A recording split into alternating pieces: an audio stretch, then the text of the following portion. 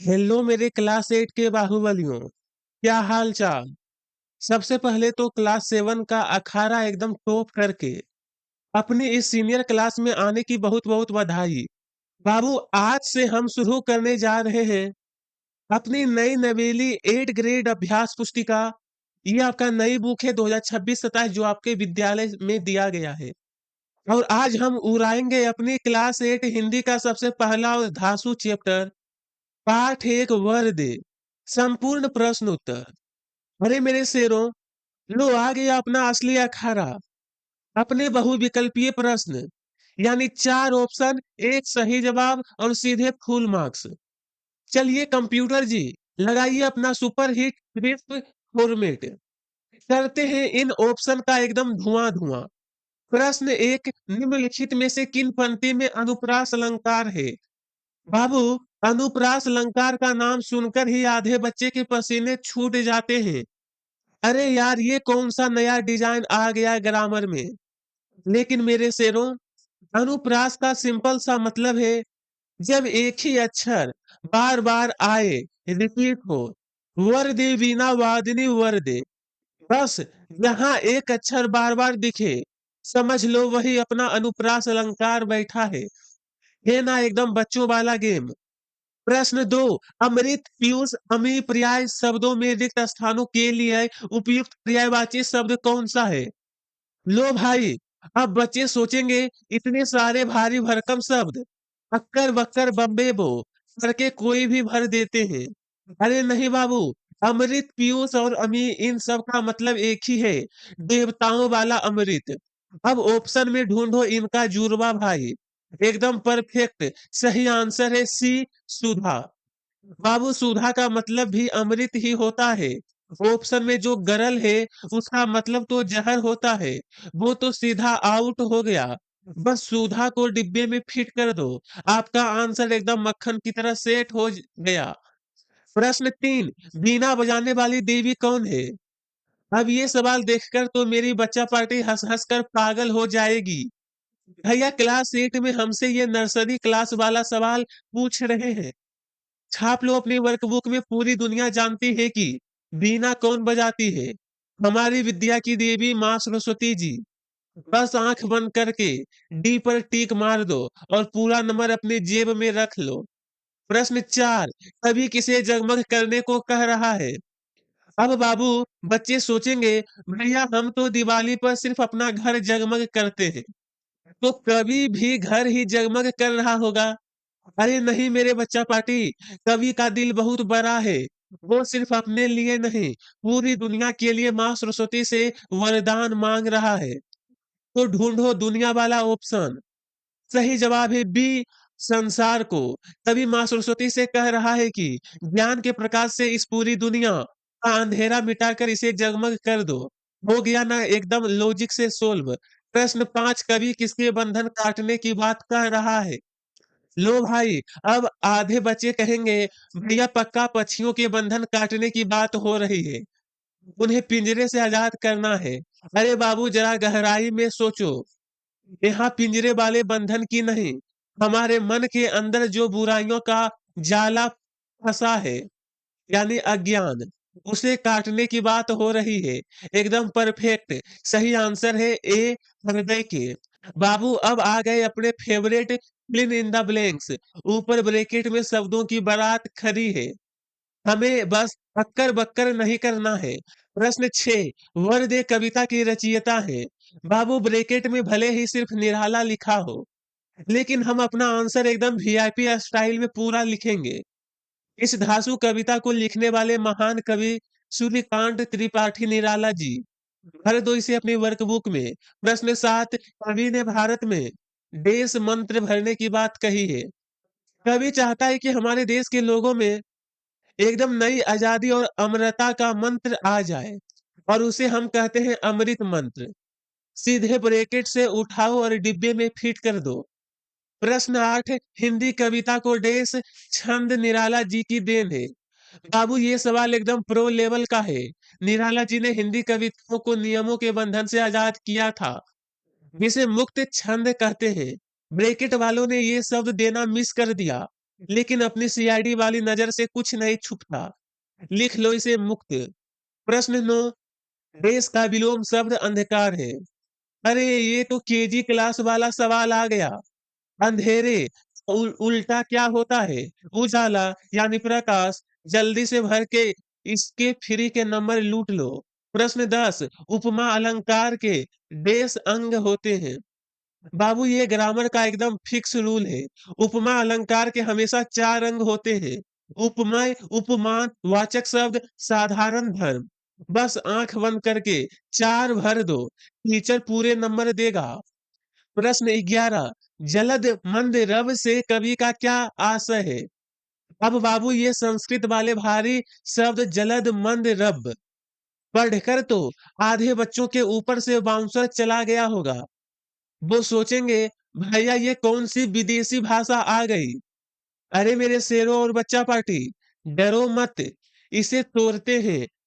जलद माने बादल और मंद रव माने गड़गड़ाहट वाली भारी आवाज। बस बन गया अपना आंसर। उत्तर जलद मंद रव का आशय बादलों की गंभीर ध्वनि से है। लिख लो मेरे शेरों। कवि कह रहा है कि जिस तरह घने बादल एकदम भारी और गंभीर आवाज यानी गंभीर ध्वनि करते हैं, वैसे ही आवाज हमें भी दो। देखा, सिर्फ एक लाइन का आंसर, लेकिन पावर एकदम 100 फूल। प्रश्न 12, कविता में कवि कौन सा निर्झर बहाने की बात कह रहा है?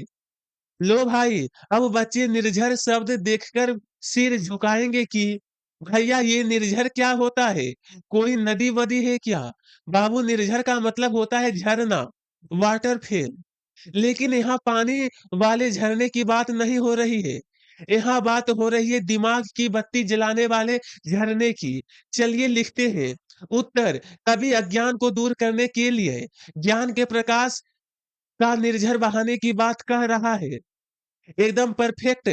बाबू, कवि चाहता है कि हमारे अंदर का सारा अंधेरा बह जाए और हमारे अंदर ज्ञान की रोशनी, ज्ञान के प्रकाश का एक शानदार झरना बहने लगे। हो गया ना एकदम सटीक और क्रिस्प आंसर। प्रश्न 13, वर्दी कविता की मुख्य भावना क्या है? अब ये सवाल देखकर बच्चे सोचेंगे पूरी कविता की भावना मतलब पूरी कविता का सारांश लिखना पड़ेगा क्या? अरे नहीं मेरे शेरों, हमें कोई निबंध नहीं लिखना है। इस पूरी कविता का बस एक ही मेन हीरो है और वो है ज्ञान। बस उसी को अपनी लाइन में फिट करना है। इसका उत्तर अज्ञान का अंधकार मिटाकर चारों ओर ज्ञान का प्रकाश फैलाना ही इस कविता की मुख्य भावना है। छाप लो अपनी वर्कबुक में। पूरी कविता बस एक ही बात सिखाती है कि हमारे अंदर जो बुराई या अज्ञान का अंधेरा है, उसे हटाओ और ज्ञान की नई रोशनी ले आओ। अगला प्रश्न 14 प्रश्न, इन शब्दों की वर्तनी शुद्ध करके लिखिए। बाबू, अब बाबू वर्तनी शुद्ध का नाम सुनकर बच्चे सोचते हैं कि यार हिंदी की मात्राएं तो वैसे ही बाउंसर जाती है। उत्तर शुद्ध वर्तनी, मातृभूमि आपका मातृभूमि, का में री की मात्रा, निर्झर में झा के ऊपर रेफ, प्रकाश में पा में र की पदेन मात्रा, अमृत में री की मात्रा। लिख लो मेरे शेरों।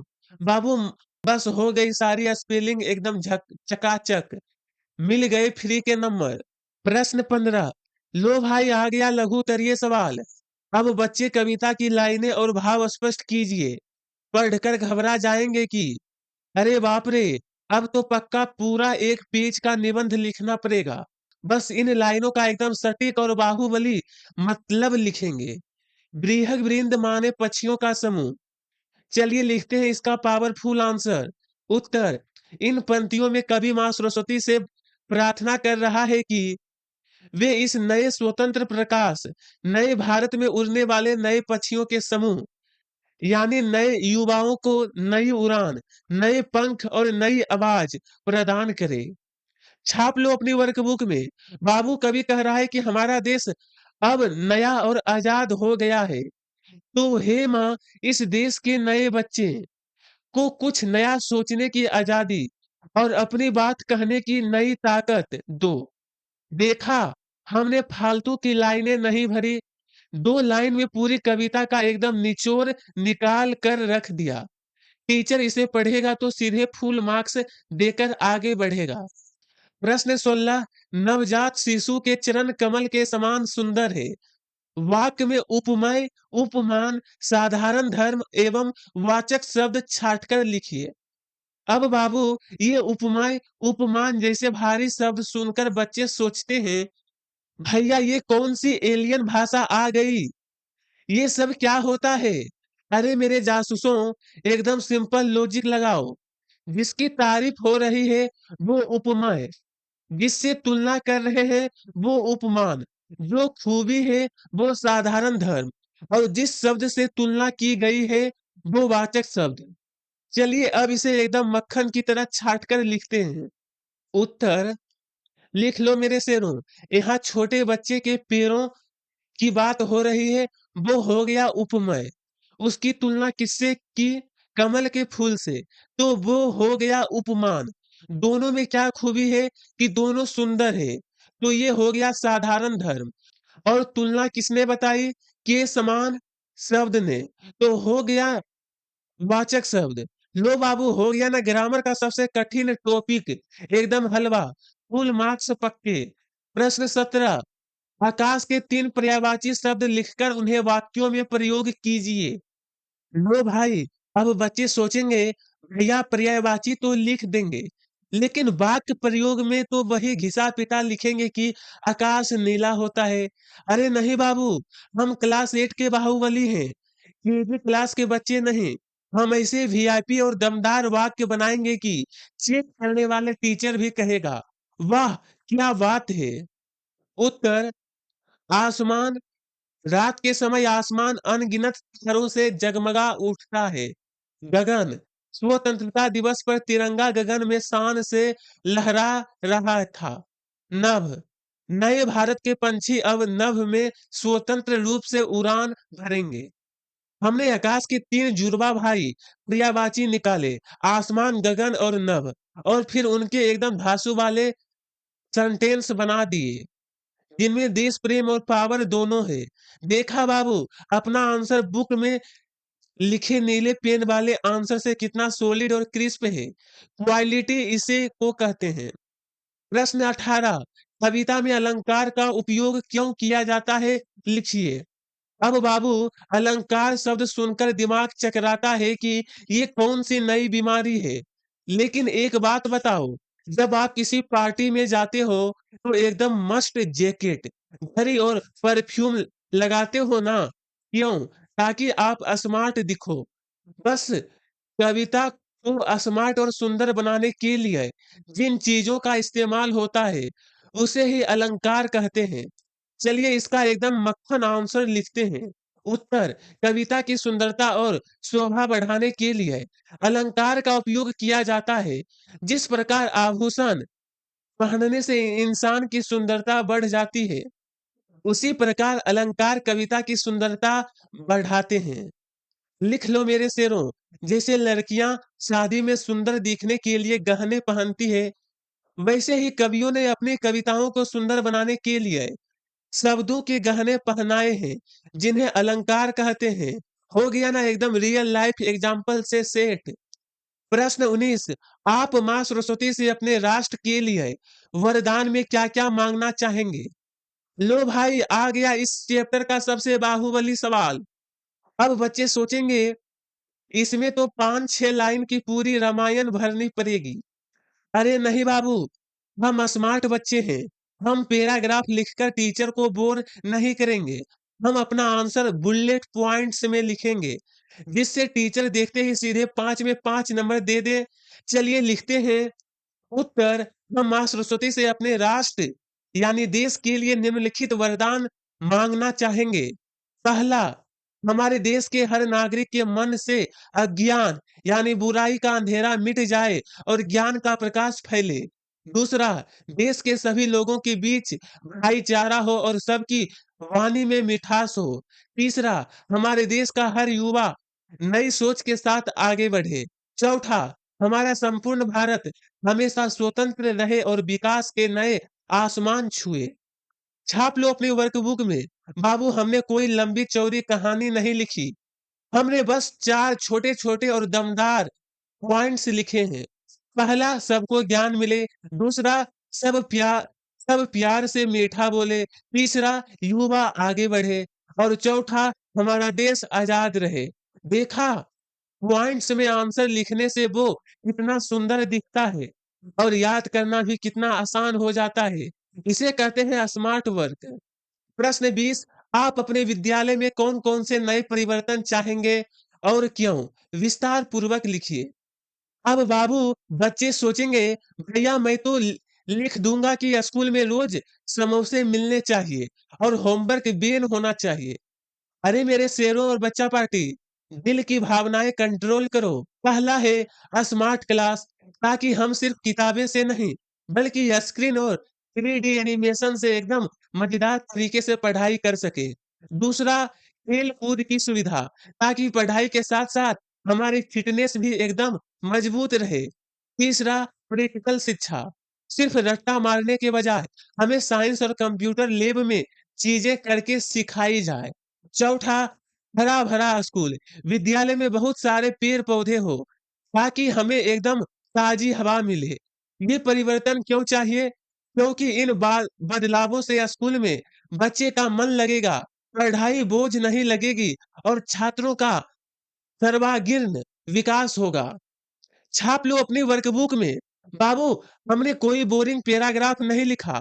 हमने बताया कि हमें स्मार्ट क्लास चाहिए ताकि बोरियत ना हो, खेलने की सुविधा चाहिए ताकि बॉडी फिट रहे और रट्टे की जगह प्रैक्टिकल चाहिए और आखिरी में हमने एक लाइन में क्यों का जवाब भी दे दिया कि इन सब से हमारा पूरा विकास और फुल मार्क्स वाला आंसर।